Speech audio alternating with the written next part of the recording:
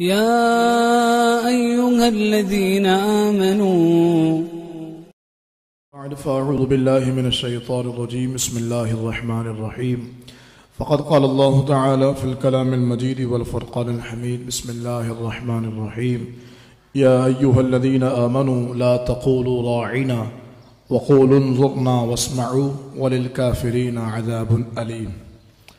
اللہ رب العالمین ایمان والوں کو پھر سے مخاطب فرماتا ہے، اور اللہ رب العالمین اب کی بار اپنے محبوب علیہ السلام کی بارگاہ کا ادب اور آقا دو عالم علیہ السلام کی بارگاہ میں گفتگو کرنے کا انداز بتاتا ہے۔ اللہ رب العالمین فرماتا ہے، اے ایمان والو راعنا نہ کہو، اور یوں عرض کرو کہ حضور ہم پر نظر رکھیں اور پہلے ہی سے بغور سنو، اور کافروں کے لیے دردناک عذاب ہے۔ اللہ کے حبیب صلی اللہ تعالیٰ علیہ وآلہ وسلم کو جہاں اللہ تعالیٰ نے بلند و بالا مقام عطا فرمایا، وہیں اللہ تعالیٰ نے ایمان والوں سے اس بات کا تقاضا کیا کہ وہ رسول اللہ صلی اللہ تعالیٰ علیہ وآلہ وسلم کی تعظیم کا حق ادا کریں، اور حضور کی تعظیم صرف ایمان والوں کے لیے نہیں بلکہ ہر وہ شخص کہ جو اس دھرتی پر رہتا ہے اس کے لیے رسول اللہ صلی اللہ تعالیٰ علیہ وآلہ وسلم کا ادب لازم ہے۔ تو ایمان والوں کے لیے پیارے آقا علیہ السلام کی ادب کا انداز کیا ہوگا؟ قرآن کہتا ہے لِتُؤْمِنُوا بِاللَّهِ وَرَسُولِهِ وَتُعَزِّرُوهُ وَتُوَقِّرُوهُ وَتُسَبِّحُوهُ بُكْرَةً وَأَصِيلًا، کہ ایمان لانے کے بعد پہلا تقاضا جو اللہ تعالیٰ ایمان والوں سے فرما رہا ہے وہ نہ نماز ہے، نہ روزہ ہے، نہ حج ہے، نہ زکوٰۃ ہے۔ یہ عبادتیں بہت معتبر اور بڑی بلند و بالا شان رکھتی ہیں، لیکن اللہ تعالیٰ جو پہلا تقاضا ایمان لانے کے بعد ایمان والوں سے کر رہا وہ یہ کہ تعزروہ وتوقروہ، کہ میرے محبوب علیہ السلام کی تعظیم اور توقیر کی جائے۔ تعظیم و توقیر کا انداز کیا ہوگا؟ اس آیت کا اسلوب دیکھیے۔ جب رسول اللہ صلی اللہ علیہ وسلم مدینہ شریف گئے تو وہاں پر صحابہ کرام رسول اللہ صلی اللہ علیہ وسلم کی بارگاہ میں حاضر ہوتے اور یہود بھی ہوتے، تو صحابہ حضور علیہ السلام کی بارگاہ میں عرض کرتے راعنا یا رسول اللہ، راعنا یا رسول اللہ، آقا ہماری رعایت فرمائیے۔ کہ کئی بار ایسا ہوتا کہ دین کے احکامات وہ نئے نئے سیکھ رہے تھے تو کچھ مسائل ایسے ہوتے جو انہیں سمجھ نہ آتے، تو حضور سے عرض کرتے آقا ہماری رعایت فرمائیے، اس مسئلے کو دوبارہ بیان فرما دیجئے، اور اس طرح حضور کی بارگاہ میں ادب کے ساتھ عرض کیا کرتے تھے۔ یہود بھی اس لفظ کو راعنا کہا کرتے تھے، لیکن قرآن کہتا ہے لیم بِأَلْسِنَتِهِمْ وَطَعْنًا فِي الدِّينِ، لیکن یہ راعنا کا لفظ اپنی زبان کو مروڑ کے استعمال کیا کرتے تھے۔ بعضوں نے یہاں پر لکھا وہ راعنا کو رعینا کہا کرتے تھے۔ بہرحال وہ راعنا کا جو معنی لیا کرتے تھے وہ معاذ اللہ، کہیں مفسرین نے لکھا کہ ہمارے چرواہے، کہیں پر مفسرین نے لکھا ہے اس کا مطلب یہ لیا کرتے تھے کہ آپ ہماری سنیے اپنی مت سنائیے، کہیں پر وہ یہ مطلب لیا کرتے تھے، مفسرین نے لکھا کہ راعنا کا مطلب کہ ہمیں بیوقوف بنائیے، معاذ اللہ، اس طرح کے معنی استعمال کیا کرتے تھے۔ اور جیسے صحابہ کہتے ہیں ایسے وہ بھی کہہ رہے ہوتے راعنا، تو محسوس نہیں ہوتا۔ لیکن حضور کے ایک صحابی جناب سعد رضی اللہ تعالیٰ عنہ وہ یہود کی اصطلاح پر واقفیت رکھتے تھے، تو انہوں نے دیکھا کہ جب وہ اس انداز سے کہتے ہیں اور آپس میں ہنستے ہیں، تو انہوں نے ایک یہود کو پکڑا اور اس نے کہا اگر اب تو نے یہ لفظ کہا نا میں تیری گردن مار دوں گا۔ تو اس نے کہا تم ہمیں روکتے ہو، تم بھی تو یہی کہتے ہو کہ صحابہ بھی راعنا کہتے ہیں۔ تو یہ جملہ اس یہودی نے کہا کہ قرآن اتر گیا لا تقولوا راعنا، اے محبوب کے غلاموں اب تم بھی راعنا نہیں کہو گے۔ اب ادب کا انداز دیکھیے، ایک ہی لفظ ہے اور معنی اس کا اچھا بھی لیا جا رہا ہے، لیکن اللہ کے رب العالمین نے اپنے محبوب کے لیے اس لفظ کو استعمال کرنے سے منع فرما دیا۔ یعنی جس لفظ میں بھی بے ادبی کا شائبہ آئے اللہ تعالیٰ نے محبوب کے لیے اس لفظ کا استعمال بھی منع فرما دیا، چہ جائے کہ کوئی رسول اللہ صلی اللہ علیہ وآلہ وسلم کے لیے کھلی بے ادبی یا بدتمیزی یا آقا دو عالم علیہ السلام کی گستاخی کا لفظ بولے تو اس کے لیے سزا کتنی خطرناک ہوگی وہ آپ جانتے ہیں۔ کہ جب رسول اللہ صلی اللہ علیہ وآلہ وسلم فتح مکہ کے موقع پر حرم کعبہ میں داخل ہوئے، عام معافی کا اعلان تھا، سرکار اپنی اونٹنی پر سوار ہے، صحابہ کرام نے عرض کی یا رسول اللہ یہ شخص غلاف کعبہ سے لپٹا ہے، ابن خطل اس کا نام تھا، کیا کیا جائے؟ میرے محبوب علیہ السلام نے فرمایا اس کو وہیں پر مارو۔ فتح مکہ کے دن عام معافی کا اعلان تھا، 9 افراد کو اس دن معاف نہیں کیا گیا، اور آپ احادیث پڑھیں، وہ 9 کے 9 سارے وہ تھے جو حضور کی گستاخی کیا کرتے تھے، فرمایا اس کو معاف نہیں کیا جائے گا، اور گستاخ کو خلاف کعبہ سے لپٹے ہونے کے باوجود مارا گیا، اور یہ اعلان کیا گیا کہ گستاخ دنیا کے کسی کونے میں ہو، نہ اسے استثناء ملتا ہے اور نہ اسے کوئی رعایت ملتی ہے۔ تو بہر اللہ رب العالمین نے ہمیں تعظیم کا انداز سکھایا۔ یہاں پر تعظیم کا انداز یہ ہے کہ ہر اس طریقے سے بچا جائے کہ جس کے اندر بے ادبی کا شائبہ آتا ہے، اور یہ انداز اللہ تعالیٰ کے بارے میں بھی ہے۔ جیسے سرکار اعلیٰ حضرت امام اہل سنت سے سوال ہوا کہ حضور یہ بتائیے اللہ تعالیٰ کے لفظ میاں استعمال کر سکتے ہیں؟ آپ نے فرمایا میاں کے 3 معنی ہیں، ایک معنی صاحب کے بھی ہیں، لیکن دو معنی میں سے ایک معنی یہ ہے کہ میاں شوہر کو بولتے ہیں، اور ایک معنی وہ زنا کے دلال کو بھی بولتے ہیں۔ تو امام اہل سنت فرماتے ہیں اگرچہ اس کا ایک معنی اچھا ہے، لیکن 2 معنی اس کے قبیح ہیں، برے ہیں، جو اللہ کے حق میں استعمال نہیں کیے جا سکتے۔ تو فرمایا کہ اس لیے اللہ تعالیٰ کو اللہ میاں کہنا جائز نہیں، اور یہی طریقہ حضور دو عالم صلی اللہ علیہ وسلم کے لیے ہے کہ راعینہ کا معنی درست تھا، لیکن چونکہ اس کا غلط معنی اور مفہوم استعمال کیا جاتا تھا، اللہ تعالیٰ نے اس سے منع کر دی، اور کیا فرمایا؟ انظرنا واسمعوا، یہ کہو کہ یا رسول اللہ ہم پر نظر کرم فرمائیے، یا رسول اللہ ہماری فریاد سنیے، بالکل وہی انداز جو بحمد اللہ ہمارا معروف ہے، یا رسول اللہ انظر حالنا، یا حبیب اللہ اسمع قولنا۔ یہ دونوں لفظ انظر حالنا اور اسمع قولنا، یہ دونوں قرآن کی اسی آیت سے ہی مستفاد ہیں کہ یہ خود اللہ تعالیٰ نے طریقہ بتایا کہ محبوب کی بارگاہ میں ایسا لفظ استعمال کرو جس میں صرف خیر ہی خیر ہو، اس میں صرف بھلائی بھلائی ہو، اور واقع دو عالم علیہ السلام سے محبت اور حضور سے عقیدت جھلکتی ہو۔ اسی سلسلے کو میں آگے بڑھاؤں تو اللہ تعالیٰ نے ہر اس لفظ سے منع فرمایا کہ جس کے اندر 2 طرح کا احتمال پایا جاتا ہو۔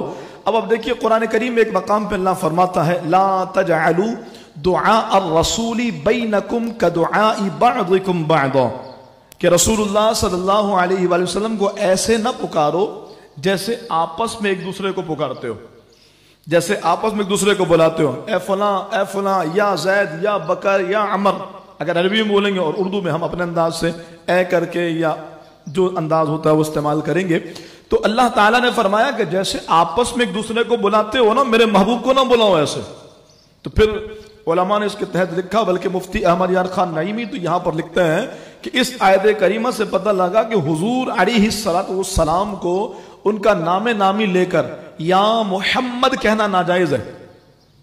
توجہ کیجئے گا، بات کو کچھ کا کچھ مت سمجھیے گا، یا کے صیغے سے ندا کرنا یہ ہمارا عقیدہ ہے، لیکن سرکار کو ان کے نام سے پکارنا، جیسے ہم زید کو پکاریں تو یا زید، تو حضور کو یا محمد کہہ کرنا پکارا جائے، یہ تو عام وہ انداز ہے جہاں ایک دوسرے کو اس طریقے سے پکارا جاتا ہے۔ کہا پھر حضور کو کیسے پکارے؟ کہا یا رسول اللہ، یا خاتم النبیین، یا رحمت للعالمین، یا مصطفیٰ، یعنی آقا دو عالم علیہ السلام کو محبت بھرے القابات کے ساتھ، انداز کے ساتھ پکارا جائے، اور آقا علیہ السلام کی بارگاہ میں عرض کی جائے۔ تو وہ جہاں جن مسجدوں میں بھی یہ لکھا ہوتا ہے یا اللہ اور یا محمد، اس کے متعلق بھی یہی عرض ہے کہ اس کو تبدیل کرنا چاہیے، اور یا اللہ کے ساتھ یا رسول اللہ ہونا چاہیے، کہ قرآن کی اس آیت کریمہ پر اسی انداز سے عمل ہو سکتا ہے۔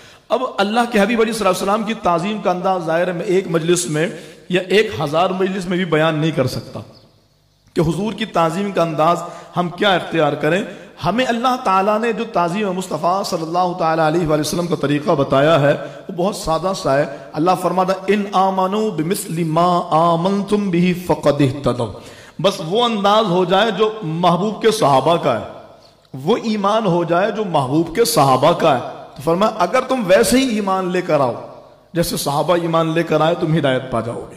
صحابہ کرام کا انداز محبت کیا تھا؟ اللہ اکبر! صرف ایک مثال، ویسے احادیث بھری پڑی ہیں صحابہ کرام کے انداز محبت پر، لیکن صرف ایک مثال، صلح حدیبیہ کا موقع ہے، رسول اللہ صلی اللہ تعالیٰ علیہ وآلہ وسلم عمرے کی غرض سے آئے، لیکن حرم کعبہ سے پہلے ہی آپ کو روک دیا گیا، اور پھر مذاکرات شروع ہوئے۔ سرکار دو عالم صلی اللہ تعالیٰ علیہ وآلہ وسلم کے صحابہ موجود ہیں، اور ادھر سے جناب عروہ کو کفار مکہ نے بھیجا، جو بعد میں مسلمان ہو گئے۔ جناب عروہ کو بھیجا کہ جاؤ، جا کر کے مسلمانوں کی اسٹرینتھ معلوم کرو، مسلمانوں کی جو طاقت ہے اور قوت ہے اور جنگی حکمت عملی ہے اس کی ذرا جانچ کرو۔ آپ آئے تو آپ نے آ کر کے صحابہ کرام پر نظر دوڑائی، اللہ اکبر، وہ حضور کے جانثار وفادار حضور کے ایک ابرو کے اشارے کے منتظر ہیں۔ عروہ بن مسعود نے سارا کچھ دیکھا اور گئے اور جا کر ابو سفیان اور دیگر کفار مکہ سے بولا کہ خبردار، تم نے اگر محمد کے غلاموں سے جنگ کی تمہاری اینٹ سے اینٹ بچ جائے گی۔ تو سارے کفار ایک زبان ہو کے کہنے لگے مطلب تیاری بہت کر کے آئے، مطلب ان کے پاس بڑا سامان ہے، بڑی تعداد ہے، بڑی جنگی حکمت عملی کے ساتھ آئے ہیں۔ تو انہوں نے جناب عروہ بن مسعود نے کہا نہیں نہیں نہیں، تلواریں بھی نہیں ہیں اور جنگی حکمت عملی بھی کوئی ایسی نہیں ہے کہ جو ہم پر وہ اس اعتبار سے غالب آ۔ کہا پھر ہمیں کیوں ڈراتے ہو؟ ہم تو اپنے شہر میں ہیں، ہمارے پاس تعداد ہے، ہمارے پاس قوت ہے، ہمارے پاس جنگی حکمت عملی ہے، پھر ہمیں ڈرانے کی وجہ کیا؟ عروہ بن مسعود نے کہا ڈرانے کی وجہ یہ ہے اور تمہیں ان سے جنگ نہ کرنے پر آمادہ کرنے کا سبب یہ ہے کہ میں نے دیکھا کہ محمد کے غلام جیسی محبت ان سے کرتے ہیں دنیا میں کوئی کسی سے بھی نہیں کرتا۔ کہا کیا دیکھا تم نے؟ کہا میں نے دیکھا کہ ان کا نبی وضو بناتا ہے اور وہ پانی کے چھینٹوں کو اپنے ہاتھوں پہ لے لیتے ہیں، ان کے وضو کے بچے ہوئے پانی، وہ ایک پانی جو بچ جائے وہ نہیں جو بدن سے لگ کر نیچے کی طرف آ رہا ہوں۔ امام کا وہ مزاج ضرور ذہن میں رکھیے گا، سب سے اولا و اعلیٰ ہمارا نبی۔ کہیں اگر اپنے مثل کی کوئی سوچ آئی نا تو پھر دماغ میں اور دل میں اللہ نہ کرے کہیں کراہیت کا پہلو آ جائے۔ اسی لیے میں نے کہا قرآن کا تقاضا یہی ہے، ایمان ویسے لے کر آؤ جیسے صحابہ لے کر آئے۔ تو حضرات صحابہ کا طریقہ کیا؟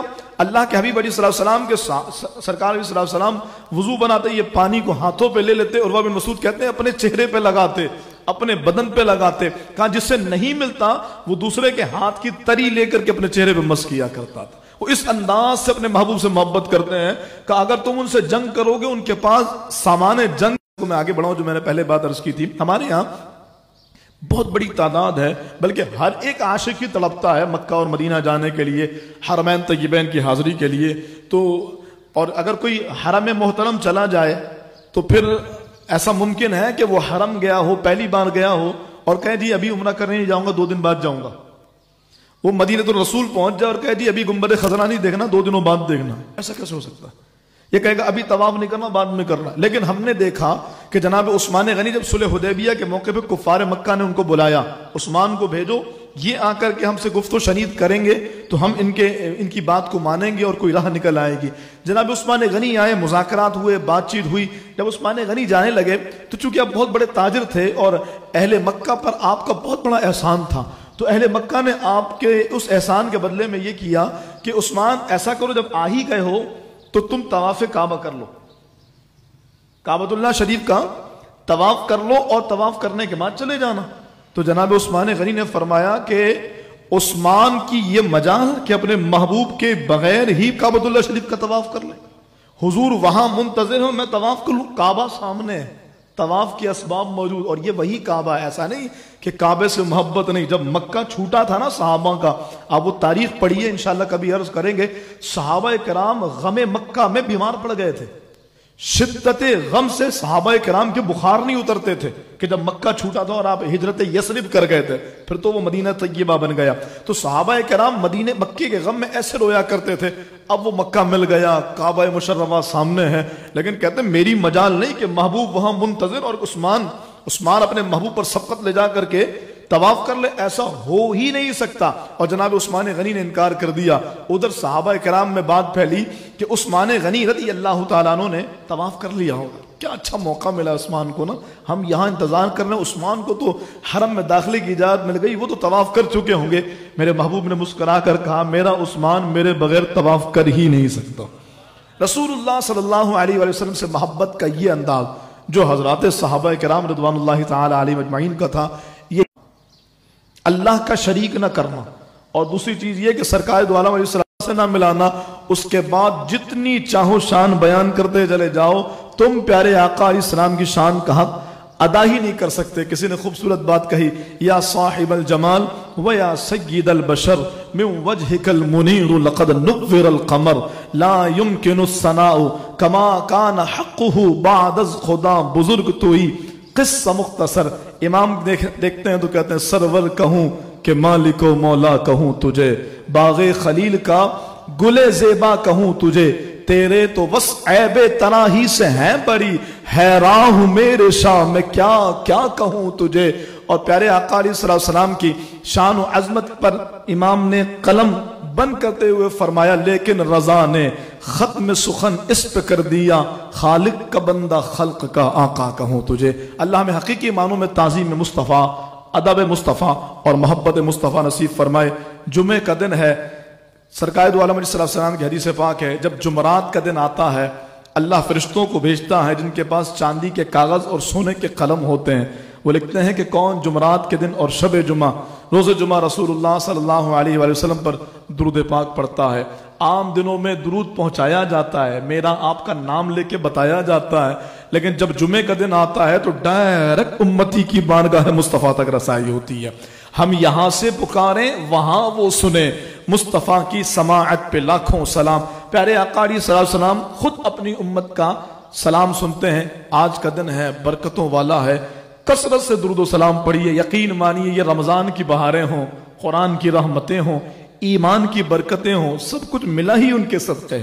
اگر وہ نہ ہوتے، میرا امام کہتا ہے وہ جو نہ تھے تو کچھ نہ تھا، وہ جو نہ ہو تو کچھ نہ ہو، جان ہے وہ جہان کی، جان ہے تو جہان ہے۔ کثرت سے درود و سلام پڑھیے، کم از کم روزانہ 313 مرتبہ درود پاک کی عادت ہو۔ مسجد آتے جاتے بھی اگر آپ پڑھیں گے نا انشاءاللہ تو یہ تعداد پوری ہو جائے گی، اور اس نیت سے پڑھیں۔ میں پہلے اس پر تفصیلی کلام کر چکا ہوں۔ عام لوگوں کا درود سرکار فرماتے پہنچایا جاتا ہے، اہل محبت کا درود میں خود سنتا ہوں، تو جتنی محبت ہوگی اتنا حضور کی بارگاہ کا قرب بڑھے گا، اور سرکار کا وہ فرمان ساری باتوں کو سمجھانے کے لیے کافی ہے۔ کل قیامت میں میرے سب سے زیادہ نزدیک وہ شخص ہوگا، اللہ نہ نبی ہے، نہ ولی ہے، نہ شہید ہے، نہ عالم ہے، نہ مفتی ہے، نہ فقیہ ہے، لیکن فرمایا کل قیامت میں مجھ سے سب سے زیادہ قریب وہ شخص ہوگا جس نے دنیا میں مجھ پر کثرت سے درود و سلام پڑھا ہوگا۔ تو اس لیے کوشش کیجئے کہ انشاءاللہ آج کے دن، اور ویسے بھی روٹین کے مطابق 313 مرتبہ درود پاک پڑھیں گے۔ اللہ تعالی ہم سب کو جو سنا عمل کی توفیق عطا فرمائے، آمین بجاہ النبی الامین وما علیہ البلاغ۔